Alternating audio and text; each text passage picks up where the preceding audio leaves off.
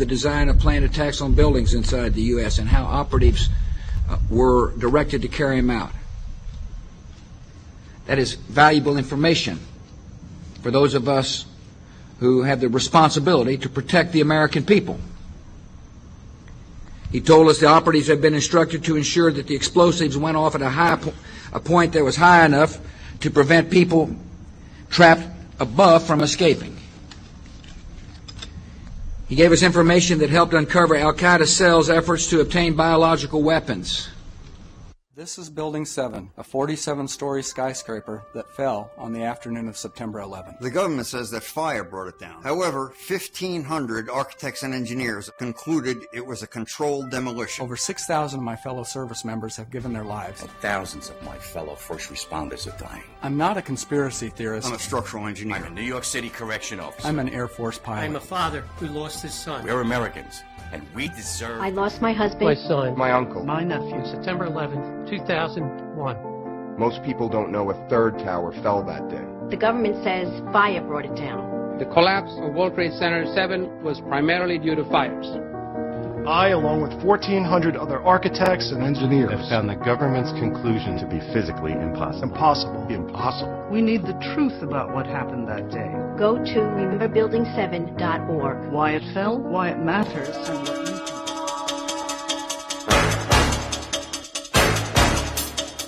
Engineering of human, animal, and plant life. They are also developing chemical, bacteriological, and psychological weaponry, as well as tectonic and climate weaponry. How does the Committee of 300 justify their monstrous acts of evil? Their common philosophy is that the end justifies the means, no matter how diabolical. That end is to fulfill their biblical covenant using apocalyptic weaponry for an eternal throne and one world empire. Was the timely earthquake in Iran triggered by natural causes or by man-made causes? In the late 1800s, Serbian-American inventor Nikola Tesla developed tectonic weaponry capable of triggering earthquakes. He claimed the technology could split the earth in half with the press of a button. Tesla sold the patents for his earthquake technology to U.S. weapons manufacturer Westinghouse in 1885. Today, the U.S. military controls and uses the technology at their high-frequency active auroral research project called HAARP, located at Gacona, Alaska. In his book, Angels Don't Play This HAARP, Dr. Nick Begich claims the U.S. military has developed tectonic and climate weaponry that can trigger earthquakes, manipulate weather systems, and cause floods, droughts, and hurricanes that threaten the economies of other nations. HAARP's vast installations of antenna towers zap the sky's protective ionosphere with an electromagnetic beam, creating extremely low-frequency radio waves called ELF waves. These ELF waves bounce back to Earth as plasma balls. This tectonic weaponry can be more lethal than any of America's most powerful nuclear weapons. Only one nation in the world has been insane enough to drop atomic weapons of mass destruction on the innocent populations of 2 large Japanese cities, chemical weapons of mass destruction on innocent civilians in Vietnam, and depleted radioactive uranium weapons of mass destruction on the people of Iraq.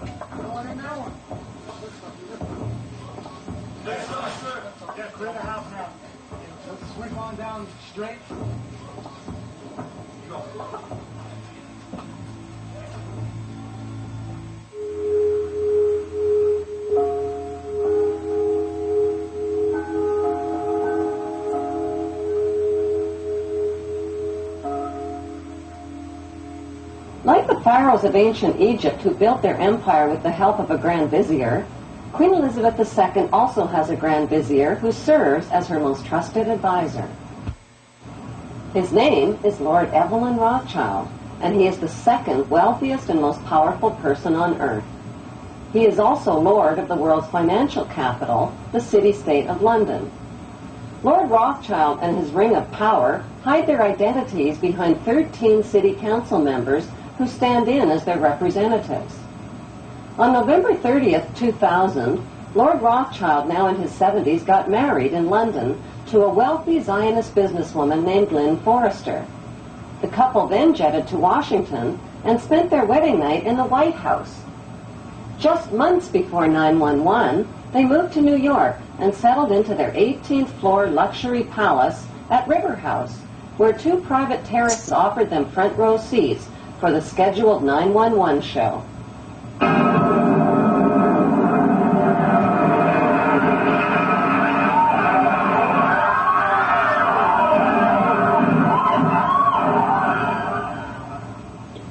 Just how rich and powerful is Lord Evelyn Rothschild? Historically, the Rothschild family wealth was hidden in underground vaults. The Rothschild secret financial records were never audited and never accounted for.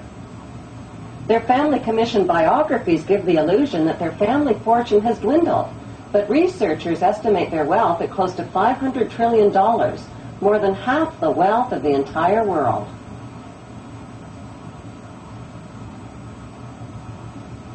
Besides their many castles, palace mansions, wineries, racehorses, and exotic resorts, the Rothschilds bought Reuters in the 1800s. Reuters then bought the Associated Press, which selects and delivers the same news stories to the entire world, day after day. They have controlling interest in 3 major television networks and easily avoid media attention since they own it. Until recently, they owned and operated England's Royal Mint and continue to be the gold agent for the Bank of England, which they also direct. They control the LBMA, London Bullion Market Association, where 30 to 42 million ounces of gold worth over $11 billion are traded daily. The Rothschilds earn millions weekly just on transaction fees alone.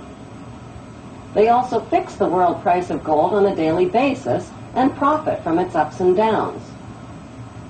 Over the centuries, the Rothschilds have amassed trillions of dollars worth of gold bullion in their subterranean vaults and have cornered the world's gold supply. They own controlling interest in the world's largest oil company, Royal Dutch Shell. They operate phony charities and offshore banking services where the wealth of the black nobility in the Vatican is hidden in secret accounts at Rothschild Swiss banks, trusts, and holding companies. Although Evelyn Rothschild looks like a harmless gray-haired old man, make no mistake about it, Rothschild and his ancestors have handpicked presidents, crashed stock markets, bankrupted nations, orchestrated wars, and sponsored the mass murder and impoverishment of millions. The wealth hoarded by this one family alone could feed, clothe, and shelter every human being on earth.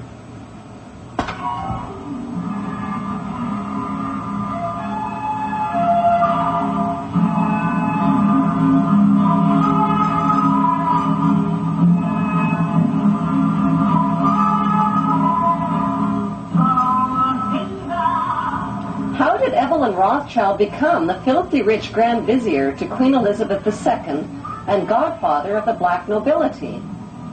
By birth, Evelyn Rothschild is the great-great-great-grandson of Mayer Rothschild and is passing the godfathership down to David de Rothschild.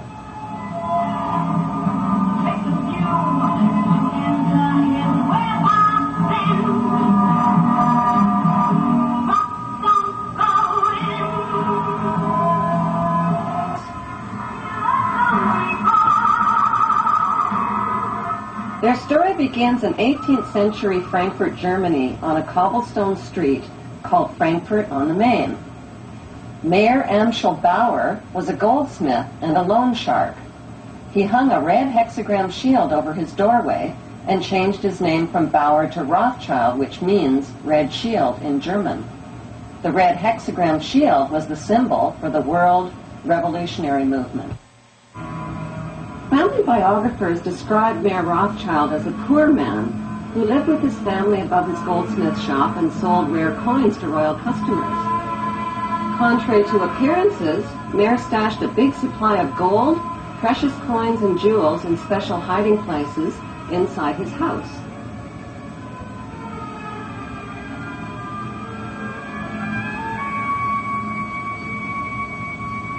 One special hiding place was beneath the back courtyard, where he accessed his strongbox through an underground passageway.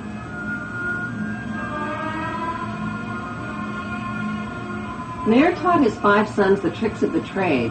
To them, he wasn't just their father, he was their lord and master. To them, he was Lord Mayor.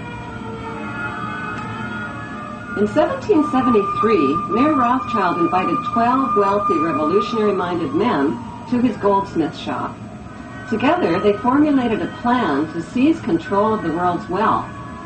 They made a pact to secretly pool their money and influence to bankrupt the nations of the world and create a new world order. Using his connections, Mayor